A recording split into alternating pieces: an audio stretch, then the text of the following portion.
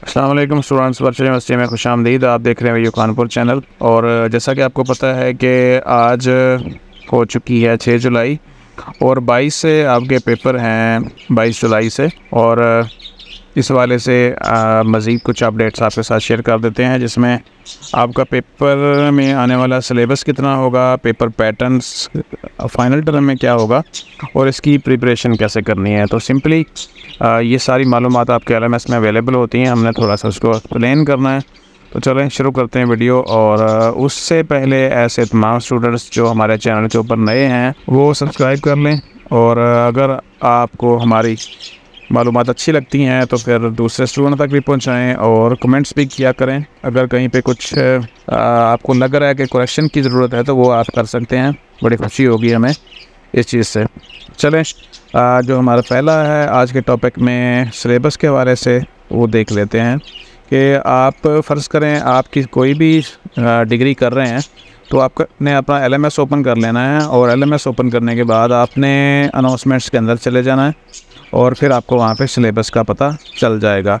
यहाँ पे देखें फ़ाइनल टर्म पेपर पैटर्न है और यहाँ पे 2 दफ़ा आ चुकी है अनाउंसमेंट्स पेपर पैटर्न के हवाले से। ये पेपर पैटर्न की अनाउंसमेंट्स और फाइनल टर्म पेपर पैटर्न तो देख लेते हैं इसमें ओपन करके।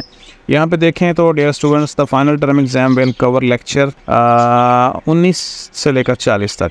और उसमें टॉपिक भी दिए हुए हैं जो 91 से लेकर 200 तक हैं।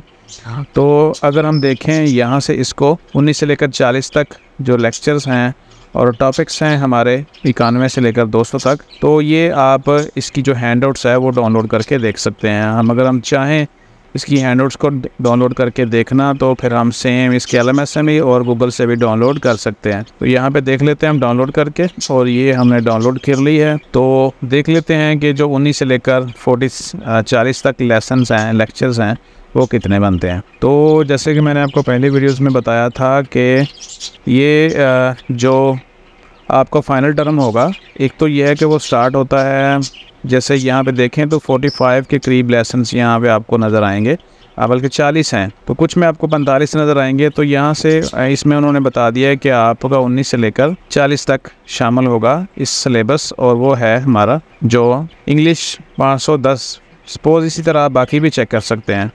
और अगर हम देखें पेपर पैटर्न की बात, तो यहाँ पे आप देखें तो सेम उसी अनाउंसमेंट्स में उन्होंने बताया हुआ है।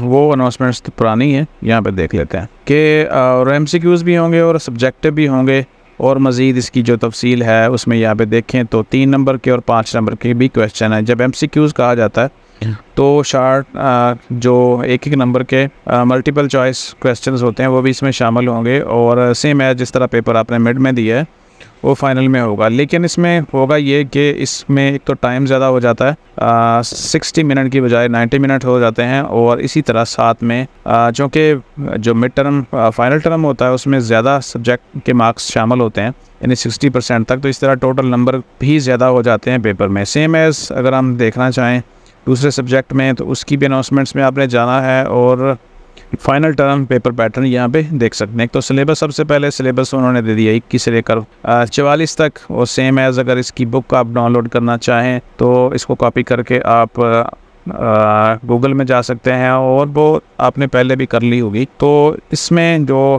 हैंडआउट्स हैं वो अवेलेबल होना कोई मुश्किल नहीं है किसी भी जो सब्जेक्ट है। तो यहाँ पे उन्होंने दे दिया है। अगर हम दोबारा से यहाँ पे आएँ तो देखें 21 से लेकर 44 तक है इसमें शामिल, और 21 से लेकर 44 यहाँ से बनते हैं आपके सफ़ा नंबर 111 से लेकर 44 तक। और वैसे तो इसमें ज़्यादा 50 के करीब लेसन थे, उन्होंने सिलेबस को शॉर्ट कर दिया और बाकी जो 1, 2, 3, 4, 5, 6, 7 के करीब लेसन जो है ना वो छोड़ दिए हैं। तो इसलिए आपने चूँकि यही आइडिया होता है कि भाई जो मिड के बाद वाला सिलेबस है सारा वो भी सारा शामिल होगा, तो इसलिए ऐसा नहीं करना। आपने हर सब्जेक्ट को चेक करना है और उसमें कहीं ना कहीं आपने नोट कर लेना है और उस हिसाब से फिर आपने हैंडआउट्स को रीड करना है। ऐसा ना हो कि ऐसा सिलेबस आप पढ़ते जाए जो उसमें शामिल ही नहीं था या शामिल नहीं होगा। जैसे हमने अभी चेक कर लिया पिछले सब्जेक्ट में। यहाँ पे देखें तो यहाँ से भी 21 से लेकर 41 तक है, और अगर हम इसकी जो हैंडआउट्स है वो डाउनलोड करके चेक करना चाहें तो फिर हमें आइडिया हो जाएगा कि इसमें जो लास्ट वाले कुछ लेसन्स हैं वो उन्होंने छोड़ दिए हुए हैं, यानी को वो ऐड ही नहीं किए हुए। तो सेम एज बाकियों की तरह इसको भी देख लेते हैं। और बताने का असल में मकसद ये है कि आप बिला वजह ऐसे लेसन्स, ऐसे चैप्टर ना पढ़ते जाएं जो सिलेबस के अंदर शामिल नहीं किए गए। तो एक दफ़ा सारे जितने भी आपके सब्जेक्ट्स हैं, आप कोई भी डिग्री कर रहे हैं, आपने चेक कर लेना। यहाँ में जो 41 है लास्ट वाला, और यहाँ पे देखें तो 41 है, यानी इसमें शामिल हैं सारे के सारे। और अगर आपके हैंडआउट्स में टॉपिक्स हैं तो इवन टॉपिक्स तक भी मेंशन है यहाँ पे। और सेम एज इसमें सब्जेक्टिव भी होंगे, ऑब्जेक्टिव भी होंगे, यानी 1 नंबर के, 3 नंबर के और 5 नंबर के क्वेश्चन शामिल होंगे। अब अगर ज़रा आगे बढ़ते हैं, इसी तरीके से आपको मैं दोनों चीज़ें बता रहा हूँ कि एक तो ये उसमें सिलेबस भी आ रहा है और दूसरा उसमें जो पेपर पैटर्न है वो भी आ रहा है। यहाँ पे देख लें अगली बुक, और यहाँ पे उन्होंने थोड़ा सा मज़ीद तफसील के साथ बता दिया है कि इसमें 19 से लेकर 41 तक शामिल होंगे, और इसकी हम हैंड आउट डाउनलोड नहीं करते, आपने खुद चेक कर लेना है, क्योंकि मज़ीद डिटेल में जाने से वीडियो का जो ड्यूरेशन है वो बढ़ जाता है। 90 मिनट का पेपर होगा, और उसमें क्या बताया जा रहा है कि MCQs भी होंगे as well as subjective question of 3 और 5 मार्क्स। तो इस तरीके से ये आपका पेपर होगा। और जो है अब हम ज़रा देख लेते हैं तैयारी के लिहाज से। तो